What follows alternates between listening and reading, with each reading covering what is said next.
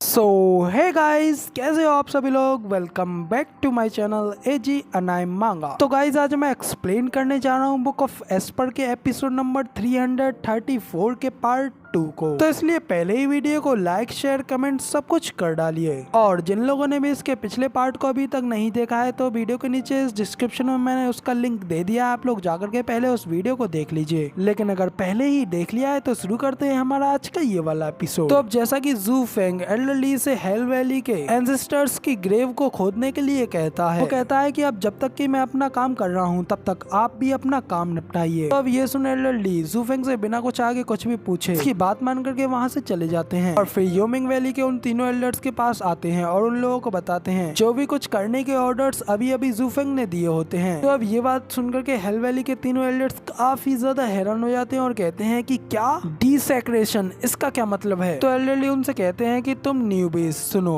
और ध्यान से सुनो। हमारे ल्यू क्लैन के स्टीवर्ट जू के वर्ड्स ही हमारी ल्यू क्लैन के कानून है और अगर उसकी बात ना मानने के बारे में कोई भी कंप्लेन अगर ऊपर तक पहुंची तो तुम्हें वहीं पर मार कर तुम्हारा काम तमाम कर दिया जाएगा। तो उन तीनों एल्डर्स से इतना कह करके एल्डर ली वहाँ से चले जाते हैं। जिसके बाद हेल वैली का वो एल्डर अपने हाई एल्डर से पूछता है कि ओल्ड ब्रदर अब आखिर हमें क्या करना चाहिए। तो वो हाई एल्डर कहता है कि ओ, जैसा कि कहा जाता है कि जब आप किसी छत के नीचे हो तो आपको नीचे झुकना तो पड़ता ही है। तो अब इसीलिए अब चूंकि स्टीवर्ट्स ये चाहते हैं कि हम उनका भरोसा पाने के लिए अपने एंसेस्टर्स को शर्मिंदा करें तो हम अपने एंसेस्टर्स को शर्मिंदा जरूर करेंगे। इतना कहते ही वो हाई एल्डर जल्दी से अपने हाथ में एक फावड़ा ले आता है। इसे देख करके वो बाकी के दोनों एल्डर्स भी हैरान होते हुए कहते हैं कि आखिर आपके पास ये फावड़ा कहाँ से आया। तो अब इसके बाद अगले सीन में तीनों एल्डर्स अपने अपने हाथ में फावड़ा लेकर के अपने एंसेस्टर्स की ग्रेव पे खुदाई करने के लिए चल पड़ते हैं, जिन्हें की ऊपर से एल्डर ली भी देख रहे होते हैं। तभी एल्डर ली के पास जू फेंग आता है, जिसे देख करके एल्डर ली हंसते हुए जू फेंग से कहते हैं कि स्टीवर्ट जू, ये देखिए ये ओल्ड कोर्ट्स आपके ट्रस्ट को पाने के लिए सब कुछ करने के लिए तैयार हैं। जू फेंग भी उनकी ओर देखते हुए कहता है कि मुझे तो इसके बारे में कुछ भी अजीब नहीं लग रहा है। अपने एंसेस्टरों का सम्मान करना एक अच्छी बात है, लेकिन डीमन कल्टीवेटर्स सिर्फ और सिर्फ अपनी पावर के ऊपर ही ध्यान देते हैं और इन डिमोनिक कल्टीवेटर्स के साथ किसी भी ओल्ड मैन को खोदना काफी अधिक सामान्य है और लोगों को अंदर ले जाते हुए उनके कैरेक्टर के ऊपर नजर रखने की जरूरत होती है। और ये तीनों एल्डर्स डिमोनिक कल्टीवेटर्स हैं, इसलिए मुझे इस सब की कोई परवाह नहीं है कि इस सब के बाद में उन्हें मेरे लिए इस सब को लेकर के अपने मन में कोई भी ग्रज होगी, क्योंकि अब आपको केवल इतना ही करना है कि